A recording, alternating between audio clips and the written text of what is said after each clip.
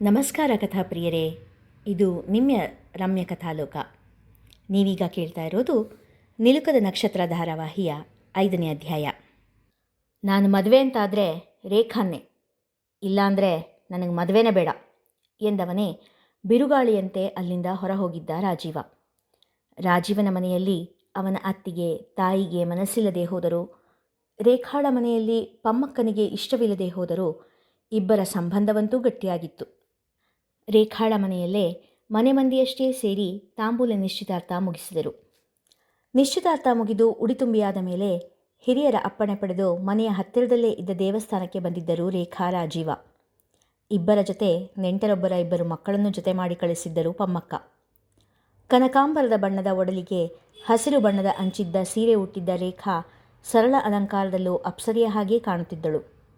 ಕೈತುಂಬ ಹಾಕಿದ್ದ ಹಸಿರು ಬಳೆ, ಕಿವಿಯಲ್ಲಿ ಇದ್ದ ಪುಟ್ಟ ಜುಮ್ಕಿ, ಕಣ್ಣಿಗೆ ಹಚ್ಚಿದ್ದ ಕಾಡಿಗೆ, ಮುಡಿಯಲ್ಲಿದ್ದ ಮಲ್ಲಿಗೆ ಎಲ್ಲ ಕಂಡು ರಾಜೀವ ಕಳೆದೇ ಹೋಗಿದ್ದ. ಆ ಸೌಂದರ್ಯ ರಾಶಿ ತನ್ನದೆಂದು ಹಿರಿಹಿರಿ ಹಿಗ್ಗಿದ್ದ ರಾಜೀವ. ಒಂದಿಷ್ಟು ಹೊತ್ತು ಮೌನ. ಏನೂ ಮಾತನಾಡಲು ತೋಚಲಿಲ್ಲ ಇಬ್ಬರಿಗೂ. ಜೊತೆಗೆ ಬಂದಿದ್ದ ಮಕ್ಕಳಿಬ್ಬರು ಅವರ ಪಾಡಿಗೆ ಅವರು ಆಡುತ್ತಲಿದ್ದರು. ರೇಖಾ, ನಿಂಗೆ ಈ ನಿಶ್ಚಿತಾರ್ಥ ಆಗಿದ್ದು ಖುಷಿನಾ? ಕೇಳಿದ ರಾಜೀವ. ಹೌದು ಎಂಬಂತೆ ತಲೆ ಆಡಿಸಿದಳು. ಮತ್ತೆ ಮೌನ. ನಿಂಗೆ ಈ ಸೀರೆ ಚೆನ್ನಾಗಿ ಕಾಣುತ್ತೆ, ಇದನ್ನು ನಾನೇ ಆರಿಸಿದ್ದು, ನಿಂಗಿಷ್ಟ ಆಯಿತಾ? ಕೇಳಿದ ರಾಜೀವ. ಅದಕ್ಕೂ ಹೌದು ಎಂಬಂತೆ ತಲೆ ಆಡಿಸಿದಳು. ನಿಂಗೆ ಯಾವ ಬಣ್ಣ ಇಷ್ಟ? ಮಾತು ಮುಂದುವರಿಸಲು ಕೇಳಿದ. ಕಪ್ಪು. ನನಗೆ ಕಪ್ಪು ಬಣ್ಣ ಅಂದರೆ ತುಂಬ ಇಷ್ಟ. ಆದರೆ ಅಮ್ಮ ಕಪ್ಪು ಬಣ್ಣದ ಡ್ರೆಸ್ಸು, ಸೀರೆ ಏನೂ ತೊಗೊಳೋದಕ್ಕೆ ಬಿಡೋದಿಲ್ಲ. ಕೇಳಿದ್ರೆ ದೃಷ್ಟಿಯಾಗುತ್ತೆ ಅಂತಾಳೆ. ರೇಖಾಳ ಮುಗ್ಧ ಮಾತು ಕೇಳಿ ನಸುನಕ್ಕ ರಾಜೀವ. ಕಪ್ಪು ಸೀರೆಯಲ್ಲಿ ಅವಳನ್ನು ಚಿತ್ರಿಸಿಕೊಂಡವನಿಗೆ ಪಮ್ಮಕ್ಕ ಕಪ್ಪು ಬಟ್ಟೆ ಹಾಕಲು ಯಾಕೆ ಒಪ್ಪುವುದಿಲ್ಲ ಎಂದು ಅಂದಾಜಾಗಿತ್ತು. ನನಗೆ ಯಾವ ಬಣ್ಣ ಇಷ್ಟ ಅಂತ ಕೇಳೋದಿಲ್ವಾ? ರಾಜೀವ ಕೇಳಿದಾಗ ಯಾವ ಬಣ್ಣ ಇಷ್ಟ ಎಂದು ಕೇಳಿದಳು. ನನಗೆ ನಿನ್ನ ಬಣ್ಣ ಇಷ್ಟ ಎಂದಾಗ ಅಚ್ಚರಿಯಿಂದ ಕಣ್ಣು ಅರಳಿಸಿದಳು ರೇಖಾ. ಅಂದರೆ ಕೆನೆ ಬಣ್ಣ ಇಷ್ಟ ಎಂದಾಗ ಮತ್ತೆ ತಲೆ ತಗ್ಗಿಸಿ ನಿಂತಳು. ಏನಾದರೂ ಮಾತಾಡು ರೇಖಾ, ನಿನಗೆ ಏನು ಕೇಳೋದಕ್ಕಿಲ್ವಾ ಎಂದಾಗ, ನನ್ನನ್ನು ಯಾವ ಕಾಲೇಜಿಗೆ ಸೇರಿಸ್ತೀರಾ ಎಂದು ಕೇಳಿದಳು ರೇಖಾ. ರಾಜೀವ ನಕ್ಕು, ಇದು ನಿನಗೆ ತಗೋ ಎನ್ನುತ್ತಾ ಉಡುಗೊರೆಯ ಪ್ಯಾಕೆಟ್ ಒಂದನ್ನು ನೀಡಿದ. ಉಡುಗೊರೆಯ ಪ್ಯಾಕೆಟ್ ಕಂಡು ರೇಖಾ ಉಬ್ಬಿದಳು. ತಾನು ಕೇಳದೆ ಗಿಫ್ಟ್ ಕೊಟ್ಟಿದ್ದು ರೇಖಾಳಿಗೆ ಸಂತಸ ತಂದಿತ್ತು. ಸರಸರನೆ ಪ್ಯಾಕೆಟ್ ತೆರೆದಳು. ಫೋನ್ ಬಾಕ್ಸ್ ನೋಡಿ ಕುಣಿದಾಡುವಂತಾಗಿತ್ತು.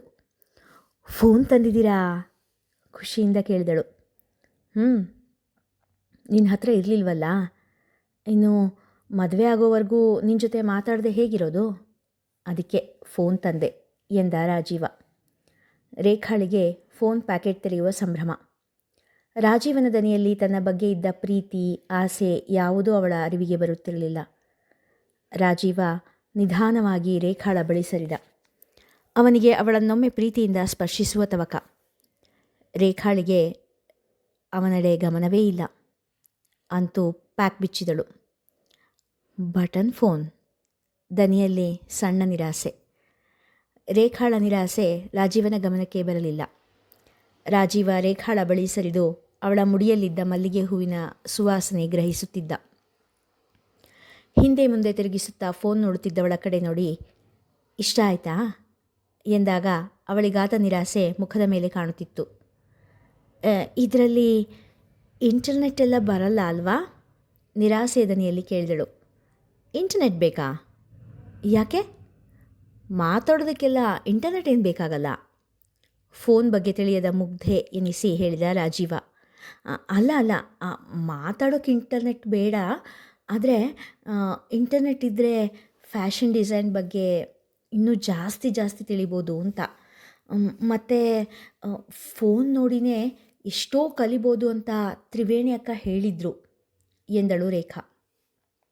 ಓ ಹಾಗಾ? ನಿರಾಸೆಯ ಧ್ವನಿ ರಾಜೀವನದ್ದು. ಇನ್ನೂ 5 ತಿಂಗಳ ಮೇಲೆ ನಮ್ಮ ಮದುವೆ. ನನಗಂತೂ ಬೇಜಾರಾಯಿತು. ಇನ್ನೂ ಬೇಗ ಇದ್ದಿದ್ರೆ ಒಳ್ಳೆಯದಿತ್ತು ಅಂತ ಅನ್ನಿಸ್ತು. ಇನ್ನೂ 5 ತಿಂಗಳು ನಿನ್ನ ಬಿಟ್ಟಿರಬೇಕಲ್ಲ. ನಿಧಾನವಾಗಿ ರೇಖಾಳ ಬಳಿ ಸರಿದು ಆಗಷ್ಟೇ ತಾನು ಉಂಗುರ ಹಾಕಿದ್ದ ಕೈಯನ್ನು ತನ್ನ ಕೈಯಲ್ಲಿ ಹಿಡಿದು ಎದೆಯಲ್ಲಿನ ಪ್ರೇಮವನ್ನೆಲ್ಲ ದನಿಯಲ್ಲಿ ತುಂಬಿ ಹೇಳಿದ.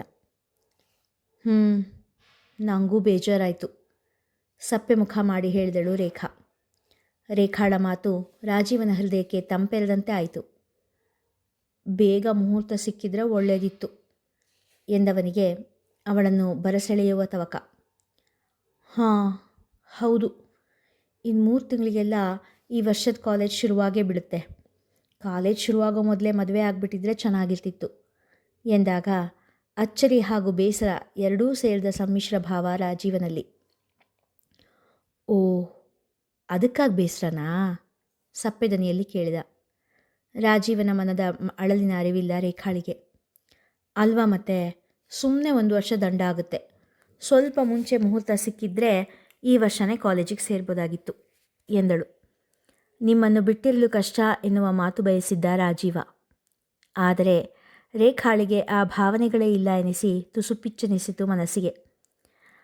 ನೀನು ಕಾಲೇಜನ್ನು ಓದನ್ನು ಪ್ರೀತಿಸೋಷ್ಟು ಇನ್ಯಾರನ್ನೂ ಪ್ರೀತಿಸೋದಿಲ್ಲವ ಅಂತ ಮನದ ಬೇಸರ ಮುಚ್ಚಿಟ್ಟು ನಗುತ್ತಾ ಕೇಳಿದ. ಚೆನ್ನಾಗಿ ಓದಿದ್ರೆ ತಾನೇ ಕೆಲಸ ಸಿಗೋದು ಎಂದಾಗ, ನಿನಗೆ ಮದುವೆ, ನನ್ನ ಜೊತೆ ಮುಂದಿನ ಜೀವನದ ಬಗ್ಗೆ ಏನು ಕನಸುಗಳೇ ಇಲ್ವಾ? ನಿರಾಸೆ ಬೇಡವೆಂದರೂ ಮಾತಿನಲ್ಲಿ ಇಣುಕಿತ್ತು. ರೇಖಾಳಿಗೆ ಆಗ ಅವನ ಮನದ ಭಾವ ಸ್ವಲ್ಪ ಅರ್ಥವಾಗಿತ್ತು. ಅವಳ ನಸುನಗುತ್ತಾ, ಇಲ್ಲದೆ ಏನು, ಬೇಕಾದಷ್ಟಿದೆ. ನಾವಿಬ್ಬರೂ ಆದರ್ಶ ದಂಪತಿಗಳ ಹಾಗಿರಬೇಕು. ಜನ ನಮ್ಮನ್ನು ನೋಡಿ ಗಂಡ ಹೆಂಡತಿ ಅಂದರೆ ಹೀಗಿರಬೇಕು ಅಂತ ಹೇಳಬೇಕು. ಆ ಥರ ಬದುಕಬೇಕು. ಜಗಳ ಆಡಬಾರ್ದು, ಸಿಟ್ಟು ಮಾಡ್ಕೊಳ್ಬಾರ್ದು, ಮತ್ತು ತುಂಬ ಊರುಗಳನ್ನು ಸುತ್ತಬೇಕು, ಮತ್ತು ನಾವಿಬ್ಬರು ಒಬ್ರನ್ನೊಬ್ರನ್ನ ಗೌರವಿಸಬೇಕು. ಹೀಗೆ ಬೇಕಾದಷ್ಟು ಕನಸುಗಳಿದೆ ಎಂದಳು. ರಾಜೀವನ ಮನ ಅವಳ ಮಾತು ಕೇಳಿ ಸಂಭ್ರಮಿಸಿತು. ನಿನಗೆ ಟ್ರಿಪ್ ಹೋಗೋದೆಲ್ಲ ತುಂಬ ಇಷ್ಟನಾ? ಹೆಚ್ಚು ಹೊತ್ತು ಅವಳನ್ನು ತನ್ನ ಬಳಿ ಇರಿಸಿಕೊಳ್ಳಲು ಅವಳ ಬಳಿ ಮಾತನಾಡಲು ಹಾತೊರೆಯುತ್ತಿದ್ದ. ನನಗೆ ಬೇರೆ ಬೇರೆ ಜಾಗ ನೋಡೋದು ಅಂದರೆ ತುಂಬ ಇಷ್ಟ. ಆದರೆ ನಾನು ಸಾಗರ, ಶಿರ್ಸಿ ಬಿಟ್ಟರೆ ಬೇರೆ ಯಾವ ಊರು ಕೂಡ ನೋಡೇ ಇಲ್ಲ ಗೊತ್ತಾ. ಅದು ಸಾಗರದಲ್ಲಿ ಅಕ್ಕನ ಮನೆಗೆ ಮತ್ತು ಶಿರ್ಸಿಲಿ ಅಜ್ಜಿ ಮನೆಗೆ ಅಷ್ಟೇ. ಜೋಗ ಅಕ್ಕನ ಮನೆಗೆ ಎಷ್ಟು ಹತ್ತಿರ ಇದೆ, ಆದರೂ ಅಪ್ಪ ಕರ್ಕೊಂಡು ಹೋಗೇ ಇಲ್ಲ. ನೀವು ನನ್ನ ಜೋಗಕ್ಕೆ ಕರ್ಕೊಂಡು ಹೋಗ್ತೀರಾ? ಆಸೆ ಕಂಗಳಿಂದ ಕೇಳಿದಳು. ರೇಖಾಳ ಮಾತುಗಳೆಲ್ಲ ರಾಜೀವನಿಗೆ ಮುದ್ದು ಎನಿಸುತ್ತಿತ್ತು. ಎಷ್ಟು ಮುಗ್ದೆ ಈ ಹುಡುಗಿ. ಚಿಕ್ಕ ಪುಟ್ಟ ಆಸೆಗಳಿದೆ, ಎಲ್ಲರಿಗೂ ಇರೋ ಹಾಗೆ. ಎಲ್ಲರೂ ಅದನ್ನು ಹೇಳ್ಕೊಳ್ಳೋದಿಲ್ಲ, ಇವಳು ಬಾಯ್ ಬಿಟ್ಟು ಹೇಳ್ಕೊತಾಳೆ ಅಷ್ಟೇ. ಒಂದು ರೀತಿ ಪುಟ್ಟ ಮಗು ರೀತಿ ಇವಳು. ಮನಸ್ಸಲ್ಲಿ ಕಲ್ಮಶ ಇಲ್ಲ, ಹೊರಗೊಂದು ಒಳಗೊಂದು ಇಲ್ಲ. ಈ ಪ್ರೀತಿ ಪ್ರೇಮ ಅದೆಲ್ಲ ಗೊತ್ತಾಗ್ತಾ ಇಲ್ಲ. ಒಂದು ರೀತಿಲಿ ಒಳ್ಳೆಯದೇ ಆಯ್ತಲ್ವಾ. ನಾನೇ ಅವಳಿಗೆಲ್ಲ ಹೇಳ್ಕೊಡ್ತೀನಿ. ನಾನೇ ಅವಳ ಮೊದಲ ಪ್ರೀತಿಯಾಗಿರ್ತೀನಿ. ರಾಜೀವನಿಗೆ ರೇಖಾಳ ಮೇಲೆ ಮುದ್ದು ಉಕ್ಕಿತು. ನಿಧಾನವಾಗಿ ಅವಳ ಕೆನ್ನೆ ಸವರಿದನು. ರೇಖಾಳಿಗೂ ಹೊಸ ಅನುಭವ. ಸಣ್ಣಗೆ ಬೆಚ್ಚಿ ಒಂದು ಹೆಜ್ಜೆ ಹಿಂದೆ ಸರಿದಳು. ಮನೆಗೆ ಹೋಗೋಣ? ದನಿಯಲ್ಲಿ ತುಸು ಗಾಬರಿ. ರಾಜೀವ ಮನಸ್ಸಿನೊಳಗೆ ನಗುತ್ತಾ, ಸರಿ ಹೋಗೋಣ ಬಾ. ಇನ್ಮೇಲೆ ದಿನ ಸಂಜೆ ನಾನು ಆಫೀಸಿಂದ ಬಂದಮೇಲೆ ಫೋನ್ ಮಾಡ್ತೀನಿ, ಆಯಿತಾ ಎಂದನು. ರೇಖಾ ತಲೆ ಬಗ್ಗಿಸಿಯೇ ಸರಿ ಎಂಬಂತೆ ಕತ್ತು ಅಲ್ಲಾಡಿಸಿದಳು. ರಾಜೀವ ಅವಳ ಕೆನ್ನೆ ಸವರಿದ್ದು ಅವಳಲ್ಲಿ ನಸುಕಂಪನ ಉಂಟು ಮಾಡಿತ್ತು. ಇಬ್ಬರೂ ಮನೆಗೆ ಬಂದಾಗಲೇ ಪಮ್ಮಕ್ಕ ನೆಮ್ಮದಿಯಾಗಿ ಉಸಿರಾಡಿದ್ದು. ಚಿಕ್ಕ ಊರಿನಲ್ಲೇ ಜೀವನವೆಲ್ಲ ಕಳೆದಿದ್ದ ಅವರಿಗೆ ಮದುವೆ ಮುಂಚೆಯೇ ಮಗಳು ರಾಜೀವನ ಜೊತೆ ಹೊರಗಡೆ ತಿರುಗಾಡಲು ಹೋಗಿದ್ದು ಹಿಡಿಸಿರಲಿಲ್ಲ. ಅಲ್ಲದೆ ಬೀಗರಾಗಿದ್ದ ಮಂಗಳಮ್ಮ, ಗೀತಾ ಕೂಡ ಮುಖ ಬಿಗಿದುಕೊಳ್ಳುತ್ತಿದ್ದು ಹೆದರಿದವರ ಮೇಲೆ ಹಲ್ಲಿ ಎಸೆದಂತೆ ಆಗಿತ್ತು. ರೇಖಾ, ಗುಡಿ ಹತ್ರ ಹೋಗಿದ್ರಲ್ಲ, ಏನು ಮಾತಾಡಿದ್ರೆ? ಗಂಡಿನ ಮನೆಯವರು ನಿಶ್ಚಿತಾರ್ಥ ಮುಗಿಸಿ ಊರಿಗೆ ಹೊರಟ ಮೇಲೆ ಕೇಳಿದಳು ರುಕ್ಕು. ಏನು ಮಾತಾಡೋದು? ನಿಂಗೆ ಯಾವ ಬಣ್ಣ ಇಷ್ಟ ಅಂತ ಕೇಳಿದ್ರು. ಕಪ್ಪು ಅಂದೆ. ಆಮೇಲೆ ಅವ್ರಿಗೆ ಕೆನೆ ಬಣ್ಣ ಇಷ್ಟ ಅಂದರು ಎಂದಳು ರೇಖಾ. ಆಮೇಲೆ ಇನ್ನೇನು ಕೇಳಿದ್ರು? ಕುತೂಹಲದಿಂದ ಕೇಳಿದಳು ರುಕ್ಮಿಣಿ. ಆಮೇಲೆ ಮತ್ತೇನಿಲ್ಲ. ಹಾಂ, ಇದನ್ನು ಕೊಟ್ಟರು ಎನ್ನುತ್ತಾ ಫೋನ್ ತೋರಿಸಿದಳು. ಫೋನ್ ಕೊಟ್ರಾ ಎಂದಳು ರುಕ್ಮಿಣಿ ಖುಷಿಯಿಂದ. ಆದರೆ ಇದರಲ್ಲಿ ಇಂಟರ್ನೆಟ್ ಎಲ್ಲ ಇಲ್ಲ, ಸುಮ್ಮನೆ ಮಾತಾಡೋಕ್ಕೆ ಅಷ್ಟೆ, ಹೆಚ್ಚು ಉತ್ಸಾಹವಿಲ್ಲದೆ ಹೇಳಿದಳು ರೇಖಾ. ಅಯ್ಯ ನಿನ್ನ, ಮದುವೆಗೆ ಮುಂಚೆ ಇದೆಲ್ಲ ಕೊಟ್ಟಿದ್ದಾರೆ ಅಂದರೆ ಮದುವೆ ಆದಮೇಲೆ ನಿನ್ನ ರಾಣಿ ಹಾಗೆ ನೋಡ್ಕೊಳ್ತಾರೆ ಬಿಡು, ಖುಷಿಪಡು. ನಿಮ್ಮ ಭಾವಂಗೆ ಎಷ್ಟು ದಿನದಿಂದ ಹೇಳ್ತಾ ಇದ್ದೀನಿ ಒಂದು ಫೋನ್ ಕೊಡಿಸಿ ಅಂತ. ನಿಂಗೆ ಯಾಕೆ ಫೋನು? ನನ್ನ ಹತ್ರ ಇದೆಯಲ್ಲ, ಸಾಕು ಬಿಡು. ನಿಂಗೆ ಯಾವ ರಾಜಕಾರಿ ಆಗಬೇಕು ಫೋನಿಂದ ಅಂತಾರೆ ಹೊರತು ಕೊಡಿಸೋದೇ ಇಲ್ಲ. ನಿನ್ನ ಗಂಡ ಹಾಗಲ್ಲ ಬಿಡು, ನೀನು ಕೇಳೋದಕ್ಕೆ ಮೊದಲೇ ಕೊಡಿಸಿದ್ದಾರೆ ಅಂದರೆ ನಿನ್ನ ಮೇಲೆ ಅವರಿಗೆ ತುಂಬ ಪ್ರೀತಿ ಇದೆ ಅಂತ ಅರ್ಥ ಎಂದು ಹೇಳಿ ಪಮ್ಮಕ್ಕನಿಗೆ ಫೋನ್ ತೋರಿಸಲು ಒಳಗೆ ಹೋದಳು. ರುಕ್ಕು ಹೇಳಿದ ನಿನ್ನ ಮೇಲೆ ಅವ್ರಿಗೆ ತುಂಬ ಪ್ರೀತಿ ಅನ್ನೋ ಮಾತು ಪದೇ ಪದೇ ಅವಳ ಕಿವಿಯಲ್ಲಿ ಅನುರಣಿಸಿದಂತಾಯಿತು. ರಾಜೀವ ತನ್ನ ಕೈ ಹಿಡಿದದ್ದು, ಕೆನ್ನೆ ಸವರಿದ್ದು ಎಲ್ಲ ನೆನಪಾಗಿ ನಾಚಿಕೆಯಿಂದ ತನ್ನೊಳಗೆ ನಕ್ಕಳು ರೇಖಾ. ಅಮ್ಮ, ನೀನು ರೇಖಾ ಬಗ್ಗೆ ಏನು ಚಿಂತೆ ಮಾಡಬೇಡ. ನೋಡಿಲಿ, ನಿನ್ನ ಅಳಿಯ ಆಗಲೇ ಅವಳಿಗೆ ಫೋನ್ ಕೊಡಿಸಿದ್ದಾನೆ. ನಿನ್ನ ಮಗಳನ್ನ ಅವ್ನು ಚೆನ್ನಾಗಿ ನೋಡ್ಕೊಳ್ತಾನೆ, ನೀನೇನು ಹೆದರ್ಕೊಳ್ಬೇಡ ಎಂದು ಧೈರ್ಯ ಹೇಳಿದಳು. ಮದುವೆ ನಿಶ್ಚಯವಾದ ದಿನದಿಂದಲೂ ಅದೇನೋ ಶಂಕೆಯಲ್ಲಿ ಬೇಯುತ್ತಿದ್ದ ತಾಯಿ ಹೃದಯ ಮಗಳ ಮಾತು ಕೇಳಿ ತುಸು ತಣ್ಣಗಾಯಿತು. ಆದರೂ ಬೀಗಿತ್ತಿ ಮತ್ತು ದೊಡ್ಡ ಸೊಸೆ ಗೀತಾ ಯಾಕೋ ಬಿಗಿಯಾಗಿದ್ದರು. ಕೂಡು ಕುಟುಂಬ, ಅವರು ಹಾಗಿದ್ದರೆ ಮಗಳು ಹೇಗೆ ಬಾಳ್ವೆ ಮಾಡ್ತಾಳೋ ಏನೋ ಎಂಬ ಚಿಂತೆ ಮಂದದಲ್ಲಿ ಮೂಡಿದರೂ ಬಾಯಿ ಬಿಟ್ಟು ಏನೂ ಹೇಳಲಿಲ್ಲ. ಪಮ್ಮಕ್ಕ ಅವರ ಚಿಂತೆಗೆ ಕಾರಣವಿದೆಯೇ, ಅಥವಾ ಅದು ಕೇವಲ ತಾಯಿ ಹೃದಯದ ಚಡಪಡಿಕೆಯೇ? ನೋಡೋಣ ಮುಂದಿನ ಸಂಚಿಕೆಗಳಲ್ಲಿ.